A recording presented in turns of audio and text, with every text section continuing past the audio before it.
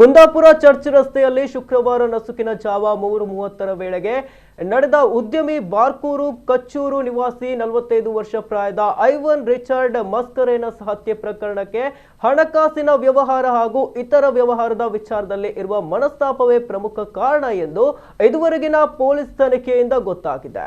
ಇದೀಗ ಕೊಲೆ ಪ್ರಕರಣದ ಆರೋಪಿಯನ್ನ ಐವನ್ ರಿಚರ್ಡ್ ಅವರ ವ್ಯವಹಾರದಲ್ಲಿ ಒಡನಾಡಿಯಾಗಿದ್ದ ಡೆರಿಕ್ ಎಂದು ಗುರುತಿಸಲಾಗಿದೆ. ಆರೋಪಿ ಡೆರಿಕ್ ಗುರುವಾರ ರಾತ್ರಿ 11:45ಕ್ಕೆ ಐವನ್ ಅವರಿಗೆ ಕರೆ ಮಾಡಿ ಸಿಗಡಿ ಮೀನಿನ ವ್ಯವಹಾರದ ವಿಚಾರದಲ್ಲಿ ಬಾಕಿ ಇರುವ ಹಣವನ್ನ ನೀಡುವಂತೆ ಒತ್ತಾಯಿಸಿದ್ದ.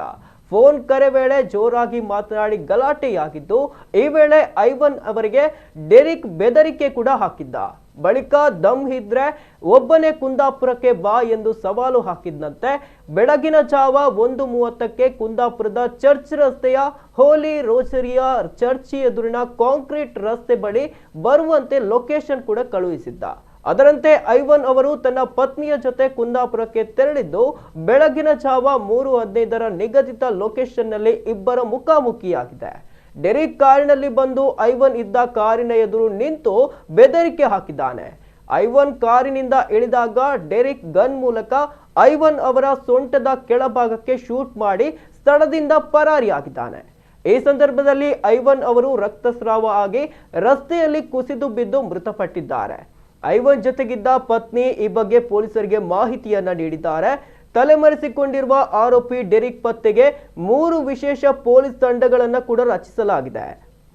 ಕೊಲೆಯಾದ ಐವನ್ 2014ರ ಸೆಪ್ಟೆಂಬರ್ 11ರಂದು ಉಡುಪಿ ನಗರದಲ್ಲಿ ನಡೆದಿದ್ದ ರೌಡಿ ಶೀಟರ್ ಪಿಟ್ಟಿ ನಾಗೇಶನ ಕೊಲೆ ಪ್ರಕರಣದಲ್ಲಿ ಆರೋಪಿಯಾಗಿದ್ದ. ಉತ್ತರ ಭಾರತದ ಮೂಲದ ಮಹಿಳೆ ಒಬ್ಬರನ್ನ ವಿವಾಹವಾಗಿದ್ದ ಐವನ್ ಸದ್ಯ ಮತ್ತೋರ್ವ ಮಹಿಳೆಯ ಜೊತೆ ಸಂಸಾರ ನಡೆಸ್ತಾ ಇದ್ದಾನೆ ಎನ್ನಲಾಗಿದೆ. ಘಟನಾ ಸ್ಥಳಕ್ಕೆ ಮೊದಲ ಪತ್ನಿಯ ಮಗಳು ಭೇಟಿ ನೀಡಿದ್ಲು. ನಿನ್ನೆ ರಾತ್ರಿ ಸುಮಾರು 11:45 ಗಂಟೆಯಿಂದ ಇವತ್ತು ಬೆಳಗ್ಗೆ ಅರ್ಲಿ ಮಾರ್ನಿಂಗ್ ವರೆಗೂ ಕುಂದಾಪುರ ಮೂಲದೊಬ್ಬ ಡೆರಿಕ್ ಎಂಬ ವ್ಯಕ್ತಿ ಹಾಗೂ ಬಾರ್ಕೂರು ಮೂಲದೊಬ್ಬ ಐವನ್ ಎಂಬ ವ್ಯಕ್ತಿ ಮೊಬೈಲ್ ಫೋನಲ್ಲಿ ಹಣದ ವಿಚಾರ ಸಂಬಂಧಪಟ್ಟ ಹಾಗೆ ಸುಮಾರು ಮಾತುಕತೆಯಾಗಿ ಆ ಮಾತುಕತೆ ಫೋನಲ್ಲಿ ಗಲಾಟೆ ಆಗುವಂಥ ಪರಿಸ್ಥಿತಿಗೆ ಬಂದಿದೆ. ತದನಂತರ ಐವಾನಿಗೆ ಕುಂದಾಪುರಕ್ಕೆ ನಿನಗೆ ಧೈರ್ಯ ಇದ್ದರೆ ಕುಂದಾಪುರಕ್ಕೆ ಬನ್ನಿ, ಇಲ್ಲೇ ಸೆಟಲ್ ಮಾಡೋಣ ಅಂತ ಹೇಳಿ ರಾತ್ರಿ ಡೆರಿಕ್ ಚಾಲೆಂಜ್ ಮಾಡಿದ್ದಾರೆ. ಆ ಹಿನ್ನೆಲೆಯಲ್ಲಿ ಐವಾನ್ ಎಂಬವರು ಅವರ ಕಾರಲ್ಲಿ ಕುಂದಾಪುರ ಚರ್ಚ್ ರೋಡ್ ಹತ್ರ ಬಂದು ಹೋಲಿ ರೋಸರಿ ಚರ್ಚ್ ಮುಂದೆ ಗಾಡಿ ನಿಲ್ಲಿಸ್ತಾರೆ.